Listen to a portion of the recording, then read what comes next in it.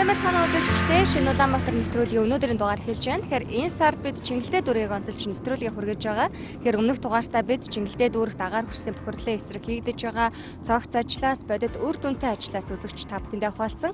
Тэгэхээр өнөөдрийн дугаартаа 2016 оноос хойш Чингэлтэй дүүрэгт хийгдэж байгаа авто замын бүтээн байгуулалтын ажлын талаар мэдээлэл хүргэх болно. Авто замын бүтээн байгуулалтын ажлаа дагаад явган хүний зам, гэрэлтүүлэг, камерын хяналт ч гэсэн Чингэлтэй дүүрэгт сайжирч байгаа гэрэлгээтэй мэдээлэл үзэгч та бүхэндээ хуваалцж байна. Тэгэхээр мөн дээрээс нь иргэдийн амьдрах орчин ийхүү сайжрахаас гадна иргэд өөрсдийн санал санаачлагаар авто замынхаа хөгжлөө дагаад явган хүнийхээ замыг дагаад гудамжаа шинчилж жишээ гудамж болгосон гэд бодит үр дүнтэй ажлаас та бүхэндээ мөн хуваалцаж байна. Ингээ шинэ Улаанбаатар нэвтрүүлгээ хүлээн авна.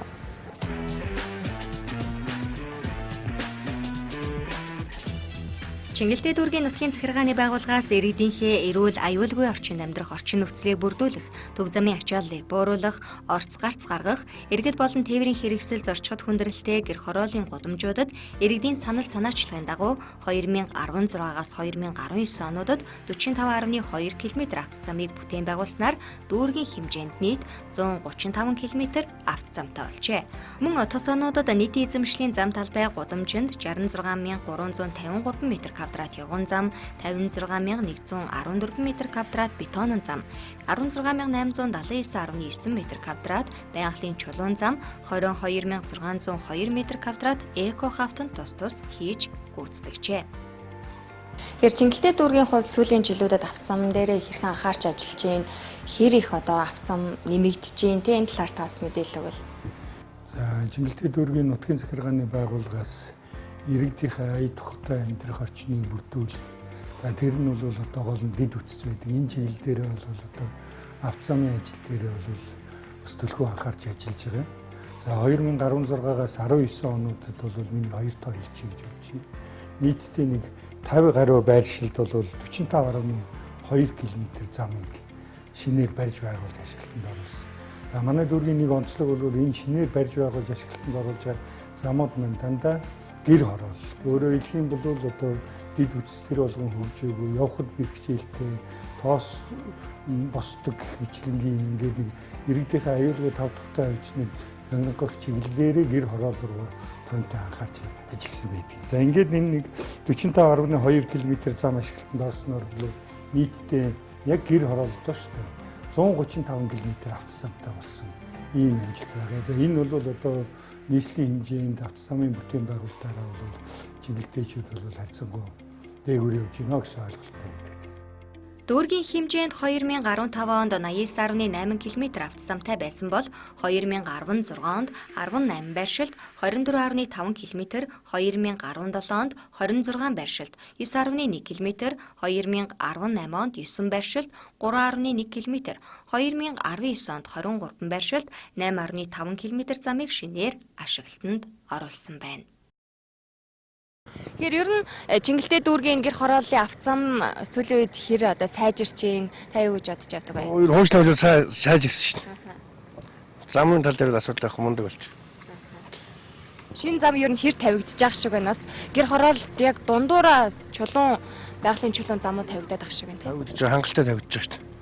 Ер нь энэ 50-аас гэсэн чиглэлд ер нь гайгүй тавигдчихсан шүү дээ. Баян гүшүүний зам ааш аагаар даваад авдаг зам дотор байсан тэрийг гүйцээгээ сая хийж нэлээ нүүл. Тэгэл ерөнхийдөө гайг болсон. Ер нь яг Чингэлтэй дүүрэг гэр хороол дундуура явхад бол зам боломжийн. Одоо энэ 17-гийн зам бол гэрлэн тохион жоохон тийм зөв бас хийгч шиг боллоо. Хоёр талаас ирж байгаа мөргөлжих машинууд тэрийг л зохицуулж болох гэдэг. Сая гэрлэн тохион тавигдаад гацаанаас нааш төгжрөл нь 17-аас дээш өгсөн жоохон ихссэн шүү дээ. Дамбаас ирж байгаа бол наас доош уралж байгаа бол хоёр өдөс зэрэг гэрлэнээс байгаа. Тэр бол зөв гэрлэнштэй юм болж болсон дээр гайгүй. Тэгэхээр автобустай Чингэлтэй дүүргийн гэр хороол дундуур хүүхэд тээвэрлэж зорчход авто зам нь ер нь хэр байна? Автобустай зорчихтол одоо их жоохон нарийн талдаа. Тэрнээс үл замд ажиг болцсон хоошоо уршаага бол. Цэвэрлэгийн мөрөлгөөч дажиг замын. Тэгээд хувь жижиг тэрэгтэй усууд чинь их саад болдог автобустай зорчих юм байна. Тэгээд зам дээр зогсох, эсвэл зам дээр хүн буулгах, тийм тал дээр л анхаарах. Тэгээд хувь жижиг тэрэгтэй усууд өөрснөө бас анхаарах хэрэгтэй шүү дээ. Юу туслах зам руугаа зогсох. Тэгэхгүй энэ нарийн зам дээр чинь ямар ч зөрөх боломжгүй болгоод тэгээд нэг өөрснийгөө бодоод л хүн амтан болгодог тийм тал байна да. Тэр одоо хүүхэд тэрвэрлж байгаа зам нь бол бүгд засмал зам байгаа юу? Засмал. Дан засмалаар явж байгаа шүү дээ бид нэр. Бид нэр одоо ингээл гараад ирдээд ер нь засмал бүгд холбогдчиход байна. Ер нь гайгүй шүү. Манай энэ Чингэлтэй дөрвч ер нь сайн зам нэг хөгжсөн ер нь гайгүй. Одоо энэ хойно шорон зам байж тэрийг өөрлөө одоо хатуу училдаа зам тавьчихсан ер нь гэрэлтүүлэг сайтаа ер нь явхад ер нь ямар хүндрэл байхгүй шүү дээ. Тэ. Тэгээ бас гэр хороол энэ гадна тойруугаараа баян уушруугаа хүртэл холбогдоод тойроод явчихсан. Тэр чинь харин гой зам тавигдсан байгаа шүү дээ. Тэ. Ер нь өндөр байгаа шүү. Тэгээ бас байгалийн чулуун зам зарим хэсгүүдэд тавигдаад байна тий. Энэ байгалийн чулуун зам дээр бас нэг гац буруу юм байгаад байгаа юм. Энэ өөдөө өгсөж байгаа газар дээр явж хорт харгалж хийцэн. Тэрэн дээр нь одоо биднес одоо ингээ жоох юм орчихлоор гарахад айгүй төвхт. Тэр өөдөө өгсөн хэсэгт хорт харгалж чинь одоо аваа ичдэг боломж байдаг юм бол яадаг юм бол. Тийм бас нэг юм байгаад байгаа. Тий. Өөр бусдаар бол одоо бол ярих юм байхгүй тий. Ер нь болж байгаа шүү. Аха. Тэгэхээр Чингэлтэй дүүргийн хувьд бол онцлогтой тий 40 мянга одоо гаруй өрхийн 32 мянга гаруй нь гэр хороололт байдаг гэдэг утгаараа гэр хороол руу чиглэсэн дэлхийн авто замын бүтээн байгуулалт за бусад бүх төрлийн одоо ажил нэлээд чиглэсэн юм шиг санагддаг. Тэгээд Чингэлтэй дүүрэгт бас хэрэгжиж байгаа нэг том ажил бол гэр хорооллын дунд чулуун одоо зам хийх юм ажил байгаа. Тэгээд яг ингээ гэр хороол дундор бид нэр ингээл машинтаа яг Чингэлтэй дүүргийн хэмжээнд явхад одоо бүхэл одоо хэсэг нь тийм автозамтай эсвэл одоо чулуун замтай гэцэргээр одоо амьдралд их төхөм байгаад байна л да. Тэгэхээр энэ талаараас суулцсан. Тэгэхээр гэр хорооллын автозамыг ярихаар зэрэг нэг тодруулах юм байгаа юм л да. Бид нэр гэр хороол дээр тавьсан автозамыг бол эхний ээлжинд төрийн үйлчлэгийг иргэдэд үйлчлэх зорилгоор хороодынхоо засаг даргын байр руу цэцэрлэг рүү сургууль руугаа хүргэх юм зорилт тавьсан.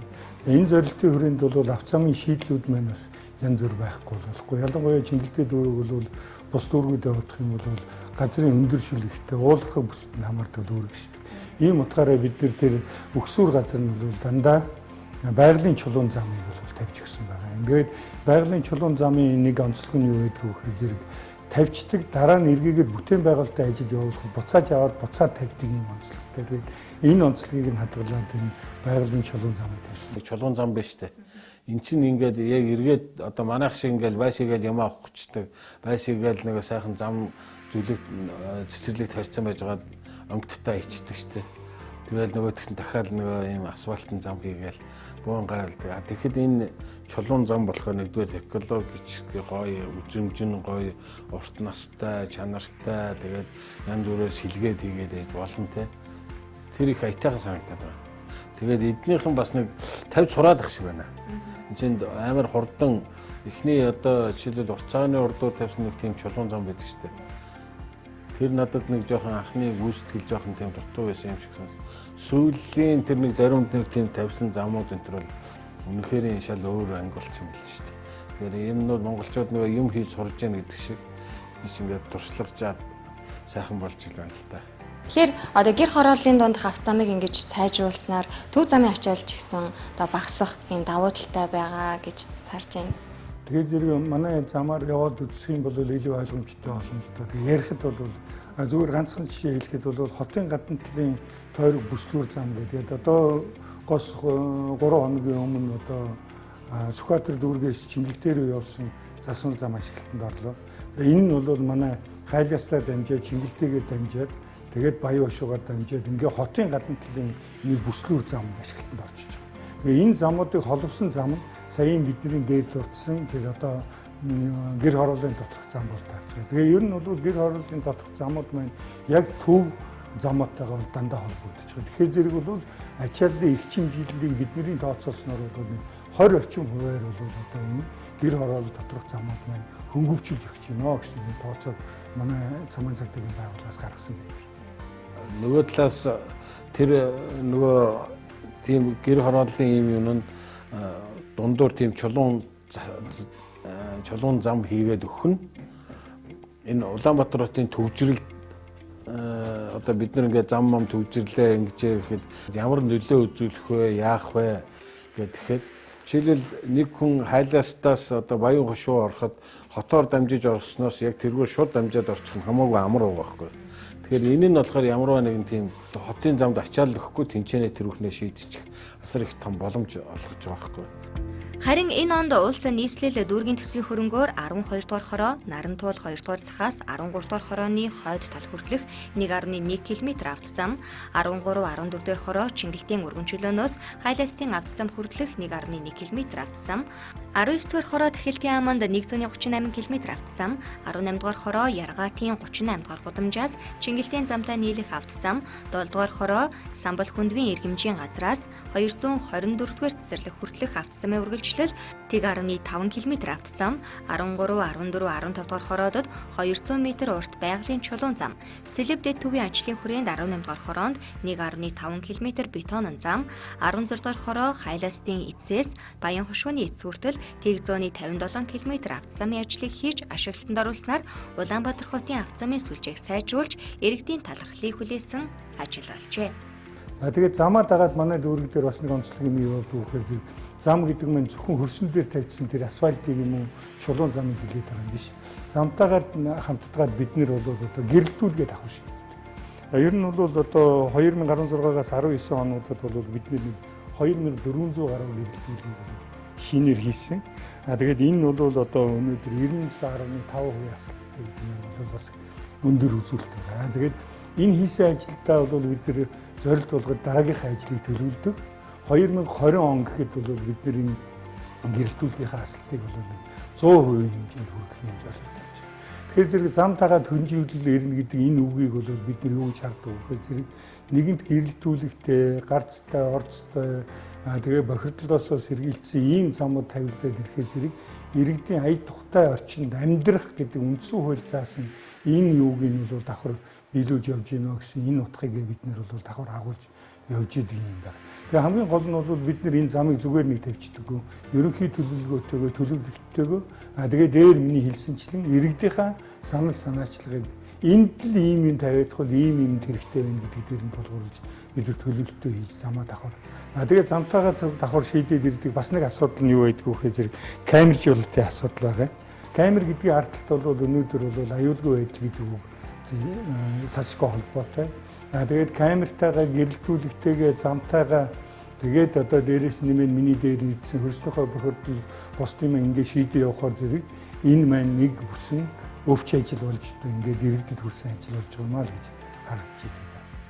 Тэгэхээр тав тухтай амьдрах орчныг ингээд дүүргийн зүгээс одоо бүрдүүлээд өглөөхөд иргэд бас өөрсдөө санаачлагтай амьдрах орчноо сайжруулахад өөрсдөө оролцоо маш их чухал юм шиг. Харин тийм ерөөсөө чи ингээд одоо ингээд Google-ээр ч юм уу эсвэл ингээд одоо дорон мороноор ингээд зураг авч байгаа л гэр хорооллыг дээрээс харцаа. Тэгээ зэрлэгтэй баригдсан тий. Жишээлбэл нэг хашаа бол яг үнэндээ хэлэхэд одоо яг манай манайсын нэг оногцсон хашаа 20 харьцан 35 буюу нэг 007 илүү тий. Тийм гаа газар шүү дээ. Тэгэхэд яг тэрнчэнээ ингээд зэрлэгэндээ баригдсан. Эсвэл ерөөсөө нэг тийм ингээд хог новшондоо дарагдсан тий. Эсвэл тэрийг тойруулаад одоо чинь 2 тал 3 тал гэж янз бүр хашаа. Тэр мэрэндээ нэг тийм юу тийм тав дух тавлаг орчин өөрсдөө үүсгэхгүй өөрсдөө нэг дандаа манад нэг нүүдэлтийн чанараар ерөөсөө арилж өгөхгүй шиг санагддаг. Тэр нь юу гэхээр би энэ чинь удаан тав тухтай амьдрахгүй утгагүй хаяад нүүж гэдэг юм уу.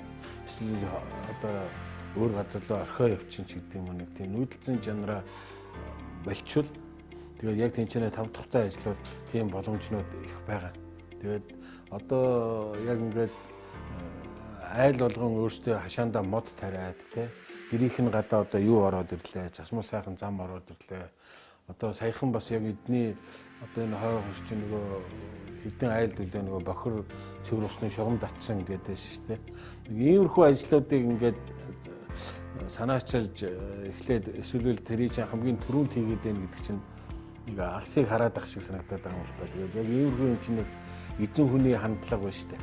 Юмд нэг за ер нь ингэчүүл хүн тахтай амьдрандаа гэдэг нэг талаасаа одоо төдсгийн удирдлага эсвэл юу гэдэг хороо дүүргийн удирдлагаасаа ингээд нэг хийж өгöd байхад хороонд амьдарч байгаа хүмүүс нь өөрсдөө дэмжиж өгөх юм бол одоо аятайхан тогтоо сайхан амьдрахад юухан багт тий. Ингээд замаа дагаад ингээд ирэхээр зэрэг болоод эргээд иргэдийн нөгөө нэг өөрсдийнх нь санаачлаг гарч ирдэг. Тэр нөгөө нэг саяын ногоон байгууламжууд жишг гудамж гэдэг маань бол дандаа иргэдийн санаачлаг шүү дээ. Тэрийг бол бид нэр хөрөнгө санхүү зохион байгуулалтын хувьд бол дэмжиж хийж байгаа асуудал. Тэгээ энэ маань ингээд нэгэнт ингээд би түрүүн 2-3 жилийн тоо ярьсан. Ингээд энэ ингээд хөвшөө жил болгон манай дүүрэг ийм ажил хийдэг гэдээ ирэхээр зэрэг иргэд маань нөгөө орон нутгийн хөгжлийн сангийн хөрөнгийн тухай асуудлыг ямар юм зарцуулах уу хийх үгээд иргэдийн нийтийн хурлаа хийгээд ирэхээр зэрэг энэ рүүгээ анхаардаг, идэвхтэй оролцдог, өөрөө өөрсдийнх нь иргэдийн оролцоо нэмэгддэг гэдэг ингээд олон давуу тал үүсдэг. Зам дагуугаа бол одоо өөрсдөө жишг гудамжуудыг бий болгосон байгаа. Жишээлбэл одоо 7, 13, 15, 16 доор хороодууд маань бол яг энэ саяын тавьсан замынхаа дагуу жишг гудамжуудыг бий болгосон. Жишг гудамж бий болгоно гэхээр зэрэг манайхан бол одоо бас нэг банзаар хашаа ярихыг хэлээд идэв юм шиг байна. Манай дүүрэг дээр бол арай нэг хөөцлөө. Жишг гудамж гэдэг маань бол одоо нойлынхоо бохирынхаа асуудлыг шийдсэн, хаягжуулалтаа шийдсэн, орц гарцаа шийдсэн ийм иж бүрэн байж энэ маань жишг гудамж. Сайн байна уу? Та энэ хэсэгт оршин суудгүй хэр удаан оршин сууж байна? 20 гаруй жил болж байна. Энэ манайх энэ хайлаас юунд дээшээ. Тэгэхээр таны энэ ингээд хүүхдээ хүргэж өгдөг энэ хэсгийн автозам сайжраад, явган хүний зам нь тавигтаад, гэрэлтүүлэгтэй болсон байна. Тэгэхээр сэтгэл ямар юм? Айгүй сайхан болчиход байгаа ч нэг үе бодох нь цар юу засвал зам мамтаа тэгэл явахад айгүй чөлөөтэй галтрын агуулга байхгүй сайхан. Өмнө нь ямар ийсэн? Өмнө нь одоо энэ чинь шорон зам чинь дээш доош ингээл хоёул мөвөлтэй зүгээр явахад бэрхшээлтэйсэн шүү дээ. Одоо бол сайхан болцсон.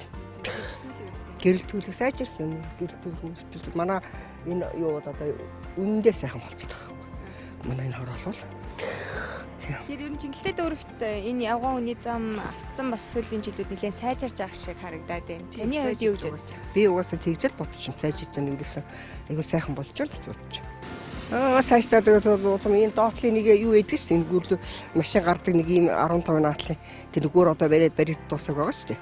Тэрийг одоо бариад янзлчих юм бол тэгэл машинс явахдаа чөлөөтэй л сайхан байлээ. Тэгэхээр та энэ хэсэгт хизэнээс хойш оршин сууж гин. Тэгэхээр сүүлийн жилүүдэд энэ хэсгийн өнгө төрх бол нэлээд өөрчлөгдсөн байна тий. Энэ дахин одоо нийтдээ нэг 15-6 жил үйсэн амьдарч байгаа. Сүүлийн жилүүдэд илт өөрчлөгдсөн мэдгцээ. Энэ гудамж талбай бол тийм ээ нэг жишг гудам болох жишээтэй хороноос одоо тэгээд нийслэлээс хороноос тэгээд иргэдтэй хамтарч ийм зам талбай болсон болж байгаа юм. Тэгэхээр бас автозамаа ширжлэхдээ автозамаасаа гадна явган хүний зам гэрэлтүүлэг бас шийдэгдсэн байна тий. Орон цагаар бол тэр гэрэлтүүлэг бол маш дээд зэргийн сайн. Явган зам ч гэсэн уламжийн айлууд өөрсдөө тодорхой хэмжээний талбайгаа чөлөөж, газараа чөлөөж явган талбай явган зам гаргасан шинэ тийм байгаа. Бас автомашины зогсоолтой байна. Тий энд хэсэг газрыг боломжийн гэсэн газар автомашины зогсоох боломжтой тийм болсон байна. Тэр иргэд бас өөрсдөө нэгдээд санаачлаг гаргасан нь даваа талтай юм шиг санагдаж байна. Тухайлбал танах ямархан оролцоотой байсан? Манайх жишээ нь бас яг энэ жишг гудамж шиг нийт хашаага хойш нь метр юм 2 метр татаж өгсөн. Бас зүгээр тий ямар нэгэн мөнгө төр шаардсан юм бол байхгүй. Тэгээд татаж өгсөн. Тэгэхээр ингээм амьдрах орчин сайжрахаар мэдээж иргэн хүний хувьд их баяртай байгаа. Мэдээж энэ амьдрах орчин сайжрах мэдээж хамгийн нэгдүгээр заацах асуудал гэхэд машин дээрийг одоо ингээд чөлөөтэй ингээд гудамжинд одоо ингээд тийм үст ямар нэгэн одоо хамгийн гол нь торох юмгүй болчихсон эсвэл эвдрэмдэл багасах адагнаа зах нь одоо энэ иргэд амар тайван гэрэлгээгээд тэр гудмаар ингээд алхаж явах ч гэсэн нэг аваар өслүүл юм уу гэж бодож байна л да. Тэгэхээр ер нь Чингэлтэй дүүрэгт тийм жишг гудамжууд нэлээд их харагдаад байна л да. Сүүлийн жилүүдийн Чингэлтэй дүүрэгт юм уу ихгүй ерөөсөө энэ дүүргүүд ер нь хийгдэж байгаа юм байл ерөөсөө аль дүүргүүд ч хаасааг ерөөсөө хамгийн гол нь тэгээд дүүргүүд маань жоохон хийж байгаа усууд энэ зам бол их чанартай болсон гэж бодчих. Яг хийж яхад нь өөрийнхөө нүдээр харж ирсэн. Ерөөсөө одоо хүчилт бол ерөөсөө зарим гадар ч нэг 2-3 сая ч юм уу чинь тавьчих шээ. Энэ нь тийм биш. 5-10 20 сая ч юм уу гэж тэгж 2-3 үед зузаан тавьсан. Зам бол их сайн тавигдсан. Хамгийн яг тэнцгээл тавьчихвол энэ одоо энэ эргэж одоо юу гэмдэ нэг засвар үйлчлэг гархан гайвах нэг хэдэн 20-30 жилийн дараа тиймхүү байх л гэж бодож байна. Тэгэхээр энэ хэсгийн ер нь авцамын сүлжээ хэр сайжирч байгаа гэж бодож байгаа вэ та? Сайн энэ одоо шинэ одоо энэ 15-аар салаад доогуур салаад гүүртээ болж байгаа. Ингээд эн чинь ингээд 5 бол 6 бол 2 хоорондоо холбогдно гэж энэ чинь авцамын төгжил наацхан гэдсэн багсан. Одоо хайрст гэж чинь цагаан сар баяр ёслолын үеэр бол ингээд чинь гудам бол пиг бол энэ бол чинь одоо бас нэг зам нийтийн зам. Одоо энэ гудамны айлууд ч гэсэн эшрэгээр одоо энэ үл хөдлөхнийхэд замдаа хөгжил гэдэг шиг одоо тэгээд бас нэг тодорхой хэмжээний тийм ээ болцтой тийм нээлттэй болж байгаа мөлөд гэж бодож байгаа шүү дээ. Чи энэ хэсгийн замаар явж хичээлд явдггүй тий? Энэ хэсэг ер нь хэр гоё болсон байна? Явхад ямар болсон байна? Өмнө жил болохоор энд болохоор амар халтаргаатай гулгаад байсан. Тэгээ энэ жилээс өстэй гоё зам болсон. Тэгээс орой гэрэлтэй болсон байна. Гэлтүүлг нь маш таа. Тэгээ баг энэ гэгээтэй амар. Өмнө жил энэ тэр баг харанхуул итгэсэн. Тэгэхээр айлуудных нь хашаа хүртэл их сайхан болсон байна. Танахаас энэ хашаанд гэдэг үү? Тий. Тэгээд энэ амьдрах орчин нь ингээд сайхан болохоор ер нь ямар хөө санагдаж байна? Гой санагддаг. Тэгээд дахиад бүх манай энэ гэр хорооллын айлууд энэ баг иймэрхүү бүгдээрээ юм гоё засмаа замтай ядаж болоход гоё санагдаж. Тэгээ яг ингээд нэг хороо болгон өөрсдийнхөө ингээд дүүрэг болгон өөр өөрсдийнхээ тэр тухайн амьдралын жижигээр ингээд шийдээд авах юм бол энэ ингээд Улаанбаатарын төвжирлийн асуудал эсвэл тав тухтай амьдрах орчны асуудал те энднэрт бол асар их том боломж байгааг харуулж байгаа жишээ байгаа байхгүй. Тэгээд зам гэдэг маань одоо нэгэнт байгуулагдаад ирэхээр зэрэг бол нөгөө одоо биднэрт яриад байгаа нэг тоосонцор гэдэг нүдэнд үл үзэгдэх тэрийг багасгахаас эхлээд тэгээд тэр нь зарцуулж байгаа гарч байгаа шатах тослох материал машинаас гарч байгаа хими угаарын хийг багасгах гэдэг олон талын ач холбогдолтой. Ач холбогдол нь тоон үзүүлэлтээр ч харагдаж байгаа юм. Тухайлбал Чингэлтэй дүүргийн эрүүл мэндийн нэгдсэн төвийн судалгаагаар дүүргийн хэмжээнд 2018 онд амьсгалын архаг өвчтөө 4000 гаруй иргэн хэвтэн эмчлүүлжээ. Харин 2019 оны 10 дугаар сарын байдлаар 3100 болж буураад байгаа дүн хэлж байна. Мөн 2018 оны эхний 10 сар 2019 оны 10 сар хоорондох үеийг харьцуулан авч үзэхэд тоосонцрын харшлын хэмжээ мэдэгдэхүйц буурсныг онцолж байсан юм а. Мөн автозам сайжирснаар иргэдийн ахуйн ариун цэвэр сайжирч гудамжиндаа угаацсан асгах, үгнээс үүдэн халтаргаа гулгаанаас үүсэх гэмтэл бэртэлж багасгах гээд олон давуу тал бий болж байна. Тэгэхээр цаашаад авцамын чиглэлд ямар ажил хийхээр төлөвлөж байна магадгүй одоо 2020 онд. Тэгэхээр зэрэг бол бид нэр 2020 ондоо бол нэг Чингэлтэй дүүргийнхээ хэмжээнд нэг 30 байршлууд 15 км замыг шинээр байгуулж ашиглалтанд оруулнаа гэж ингээд тооцож нийслэл дүүрэг улсын төсвийн хөрөнгө оруулалт бус юмнуудаараа бол тусгаж байгаа. Тэгэхээр энэний гол онцлог нь бол дээр дурдсан авцамын ачааллыг буулгахын зэрэгцээ. Ялангуяа хойдон бол одоо иргэд рүүгээ тэр тусмаа хүүхд рүүгээ чиглэсэн аюулгүй байдлыг хангах чиглэлээр замынхаа эмийг дээр дурдсан өвч байдлыг шийдэх явъя гэсэн юм зорилго байгаа. Тэгэхэд хүн 15 км гэдэг бол нэг баг тоо юм шиг сонсогдож магадгүй.